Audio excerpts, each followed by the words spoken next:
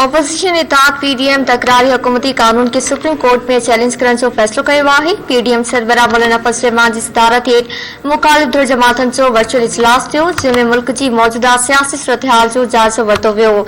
पधराई मूजिब इजलास में हुकूमत जे तकरारी कानून के सुप्रीम कोर्ट में चैलेंज करण जो फैसलो कयो वियो।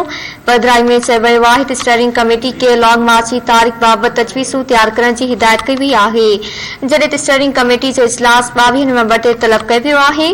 पधराई मूजिब तजवीज़ूं तैयार करण लाइ क़ाइम कयल पैनल वकीलन सां मुशावरत ऐं रेगुलेटरी जो अमल मुकम्मल कंदो, जॾहिं त स्टीयरिंग कमेटी जूं सिफ़ारिशूं 23 नवंबर ते पीडीएम इजलास में मंज़ूर कई वेंदियूं।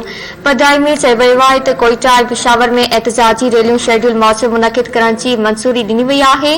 उन खां सवाइ अपोजिशन जी स्टीयरिंग कमेटी खे पार्लियामेंट जो गॾियल इजलास घुराइण जो टास्क ॾिनो वियो आहे। यादि रहे त हुकूमत कानून साज़ी लाइ पार्लियामेंट जो गॾियल इजलास 17 नवंबर ते सॾाइण जो ऐलान कयो आहे।